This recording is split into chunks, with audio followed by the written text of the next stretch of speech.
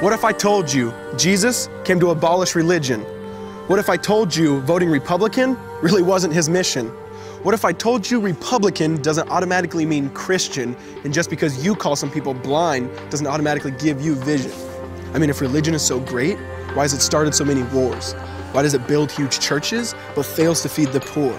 Tell single moms God doesn't love them if they've ever had a divorce, but in the Old Testament, God actually calls religious people whores. Religion might preach grace, but another thing they practice. Tend to ridicule God's people. They did it to John the Baptist. They can't fix their problems, and so they just mask it, not realizing religion's like spraying perfume on a casket. See, the problem with religion is it never gets to the core. It's just behavior modification, like a long list of chores. Like, let's dress up the outside, make it look nice and neat. But it's funny, that's what they used to do to mummies while the corpse rots underneath. Now, I ain't judging, I'm just saying, quit putting on a fake look. Because there's a problem if people only know that you're a Christian by your Facebook. I mean, in every other aspect of life, you know that logic's unworthy. It's like saying you play for the Lakers just because you bought a jersey. See, this was me too, but no one seemed to be on to me. Acting like a church kid while addicted to pornography. See, on Sunday I'd go to church, but Saturday getting faded, acting if I was simply created to just have sex and get wasted. See, I spent my whole life building this facade of neatness, but now that I know Jesus, I boast in my weakness. Because if grace is water, then the church should be an ocean. It's not a museum for good people, it's a hospital for the broken.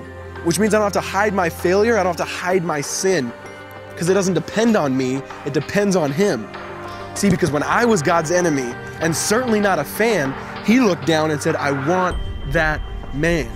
Which is why Jesus hated religion, and for it He called them fools. Don't you see so much better than just following some rules? Now let me clarify. I love the church, I love the Bible, and yes, I believe in sin. But if Jesus came to your church, would they actually let Him in? See, remember He was called a glutton and a drunkard by religious men. But the Son of God never supports self-righteousness, not now, not then. Now back to the point, one thing is vital to mention. How Jesus and religion are on opposite spectrums. See, one's the work of God, but one's a man-made invention. See, one is the cure, but the other's the infection. See, because religion says do, Jesus says done. Religion says slave, Jesus says son. Religion puts you in bondage, while Jesus sets you free. Religion makes you blind, but Jesus makes you see. And that's why religion and Jesus are two different clans. Religion is man searching for God, Christianity is God searching for man. Which is why salvation is freely mine, and forgiveness is my own. Not based on my merits, but Jesus' obedience alone. Because He took the crown of thorns and the blood dripped down His face. He took what we all deserved. I guess that's why you call it grace. And while being murdered, He yelled, Father, forgive them. They know not what they do. Because when He was dangling on that cross, He was thinking of you. And He absorbed all your sin and He buried it in the tomb, which is why I'm kneeling at the cross saying, come on, there's room. So for religion, no, I hate it.